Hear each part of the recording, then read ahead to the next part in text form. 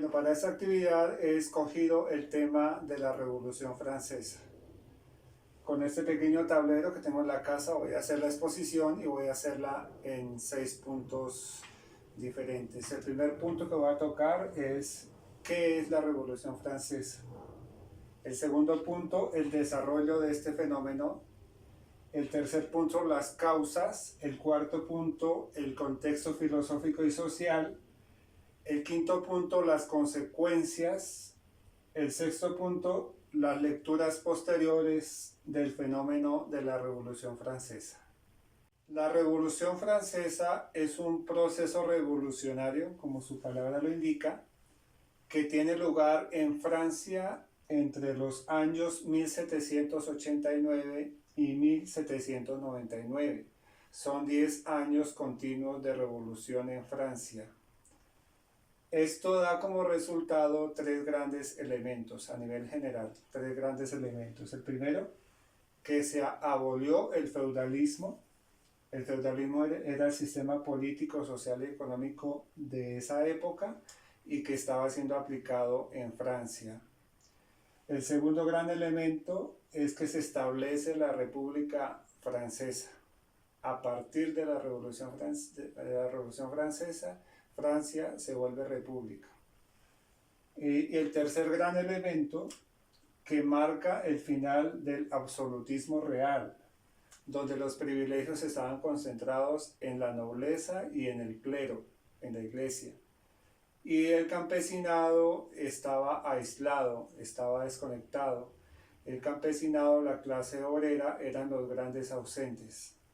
Bueno, el periodo de la Revolución Francesa se da en tres fases. Esos 10 años de revolución están divididos en tres etapas. La primera etapa es de 1789 a 1792, llamada la monarquía constitucional. En 1789 se empieza la revolución como tal, con un estallido revolucionario que un grupo de campesinos y de obreros y gente del pueblo se toman la Bastilla, que es una prisión simbólica de la monarquía, y ahí comienza la revolución como tal. En 1789 también se establece la Asamblea Nacional. Esto es muy importante y muy clave para la revolución. ¿Por qué? Porque con esa Asamblea Nacional se hace todo el cambio legislativo y que junto con la revolución del pueblo se dan los cambios a nivel social. Esta asamblea representa a la burguesía y a los campesinos. Adopta la Declaración de los Derechos del Hombre y del Ciudadano, también es muy importante tener en cuenta. Es ahí donde se da la Declaración de los Derechos Humanos. Abole el feudalismo. En 1791 esta asamblea redacta una constitución. En 1792 se da la caída de la monarquía y se establece la Primera República Francesa. La segunda fase de la revolución está entre 1792 y 1794, que se llama el periodo de la Convención. Ese es un periodo del terror, donde se agudiza la violencia, ¿sí? Las manifestaciones, las protestas, las huelgas, ¿sí? Todo eso se agudiza, ¿sí? Entonces se llama el periodo del terror. ¿Por qué? Porque los enemigos de la revolución tenían que morir. Entonces es el radicalismo de la revolución. Y la tercera fase está entre 1795 y 1799, que son el llamado directorio, que son cinco personas llamados directores, que son elegidos por la Asamblea Constituyente.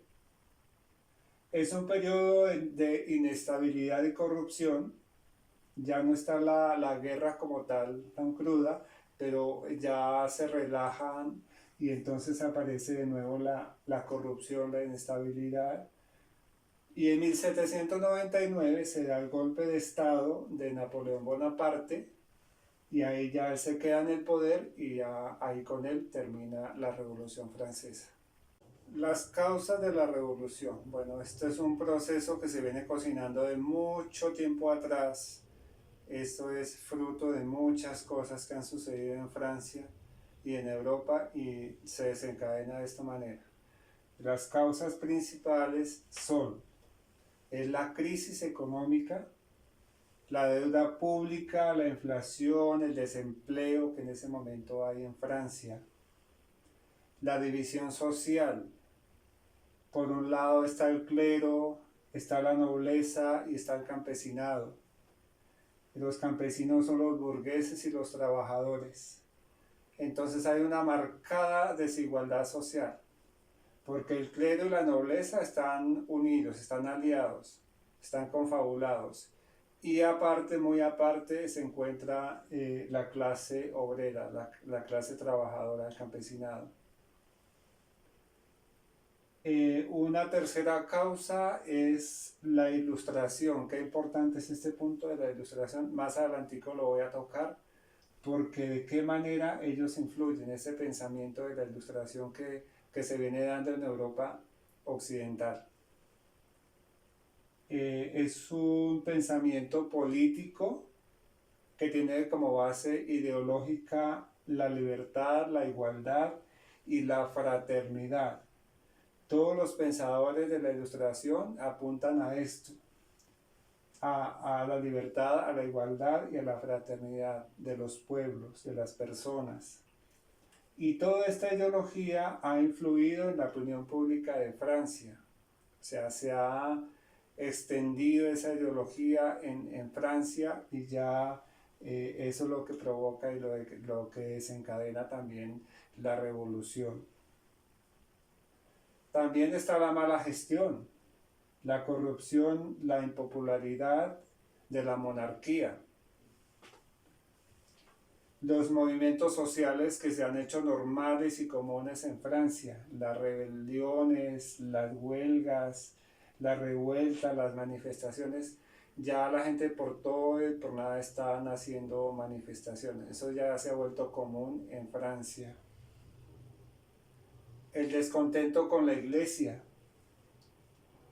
porque la iglesia está amangualada con la burguesía y en ellos está concentrado el poder y la riqueza.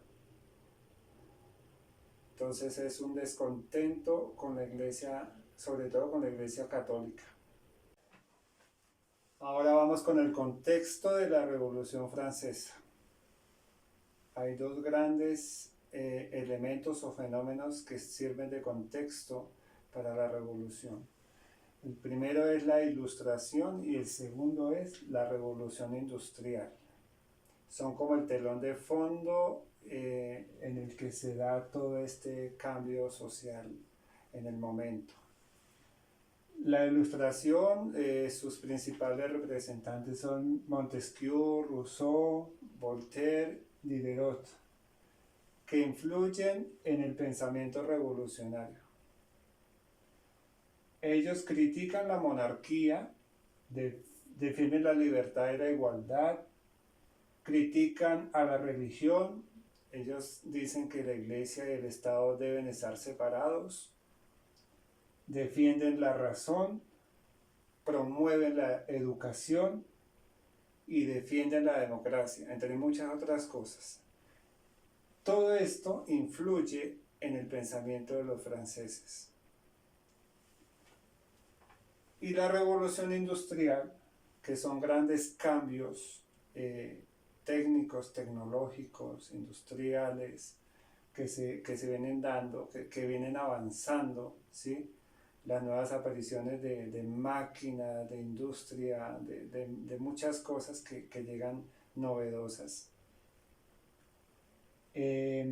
Son grandes cambios económicos, sociales y tecnológicos en Europa y América del Norte en los siglos XVIII y XIX. Se da el paso de lo manual a lo mecánico, el desarrollo de lo tecnológico, llegan las máquinas, llegan las herramientas se fundan fábricas, entonces empieza a dar todo un cambio social en ese sentido. Todo esto influye en Francia. Ahora vamos a ver las consecuencias de la Revolución Francesa. Ya dijimos el establecimiento de Francia como república, el fin del feudalismo y de la monarquía, comienzan gobiernos democráticos y representativos, declaración de los derechos del hombre y del ciudadano, pérdida del poder de la iglesia, culto a la razón, promoción de la educación, la ciencia, las artes, desarrollo del capitalismo. La Revolución Francesa es inspiración para políticos y filósofos en el futuro, como por ejemplo en Hegel y en Marx, que vieron con muy buenos ojos el tema de la Revolución Francesa. No me puedo extender a hablar de ellos, pero ellos tomaron mucho y apoyaron, digamos, tuvieron en cuenta eso y lo vieron como algo favorable para la sociedad. La Revolución Francesa es un legado duradero en la historia de Francia, de Europa y del mundo. Es un legado, eso quedó ya ahí como legado para todo el mundo. Es como una inspiración para nuevos movimientos revolucionarios y democráticos en el mundo. Finalmente, las lecturas posteriores del fenómeno de la Revolución Francesa. En primer lugar, la visión conservadora. Ellos ven de manera negativa la Revolución Francesa. Defienden la monarquía y la nobleza y el clero. Según ellos, en la monarquía, en la nobleza y en el clero, se encuentra la Constitución muy bien guardada, ¿sí? Muy bien conservada, de manera integral.